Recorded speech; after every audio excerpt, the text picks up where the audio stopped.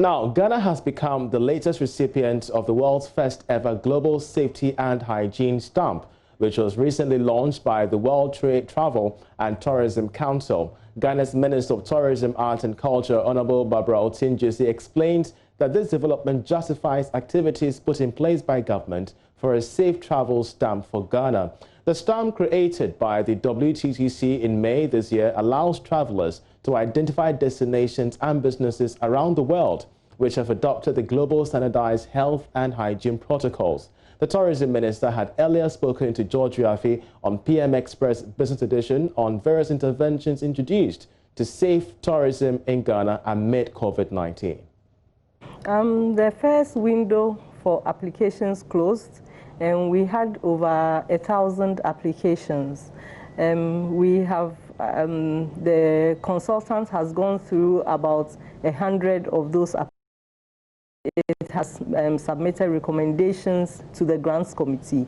So the grants committee will sit and go through those recommendations and approve based on the criteria, and then we'll do some disbursement. So very soon, the second window, then they will start working on the backlog as well, whilst they open the second window to receive more applications. So we want to support as many of our SMEs as possible, and especially also our women-owned businesses or women-led businesses, because we know that the SME sector, the value chain of the tourism sector, has a lot of SME women-owned businesses. So we want to support as many of these businesses as possible, and we encourage them to apply. The economists will always say that all other things being equal, what period are we looking at that, with all holding these factors constant, we could start the disbursement with respect to this World Bank facility?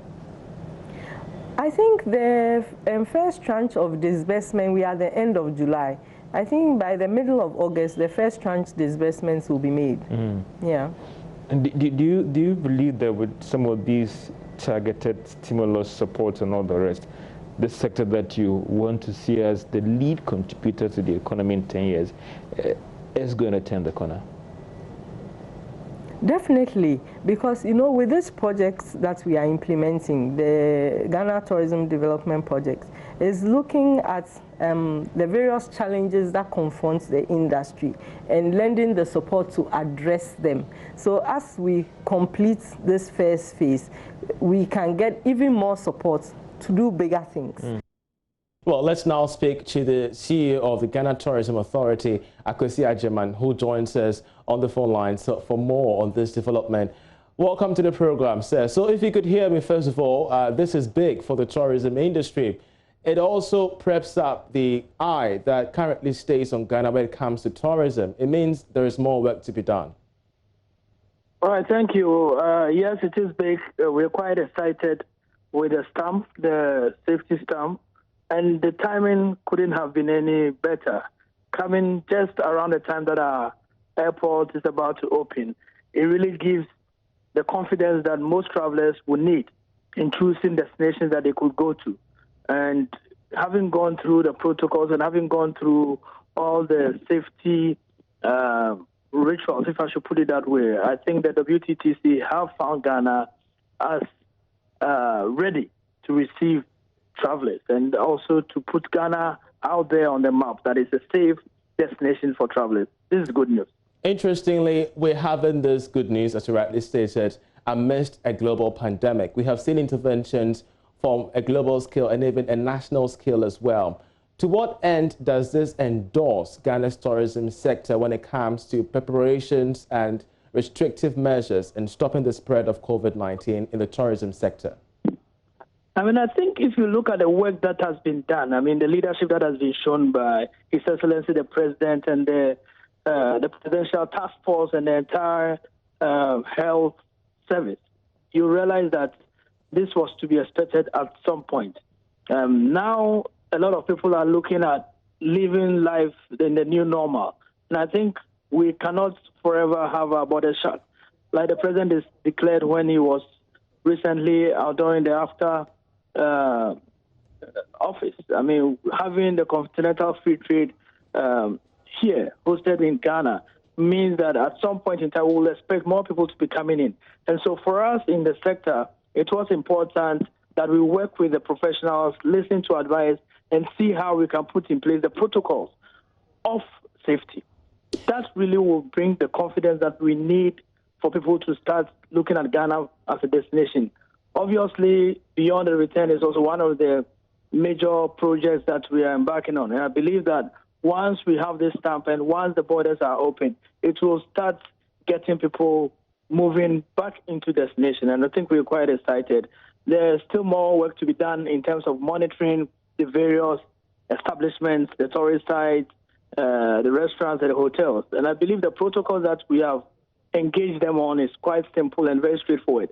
It's also very helpful that it's a standardized international protocol. And so we will be looking at how we can do the monitoring, make sure the implementation is going as expected. Great. Speaking of the monitoring, just amid COVID-19, we do know, we have in hints that the tourism authority has embarked on some particular moves to classify tourism sites, you know, according to their preparations and the safety measures ensuring COVID-19 safety. How far with a particular reform?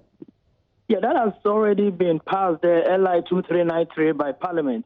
And so we've started the registration of tourist sites. You know, hitherto tourist sites were not licensed to operate. We do always license hotels and other establishments. But now we are in a position to license tourist sites based on the classification and based on the new LI 2393.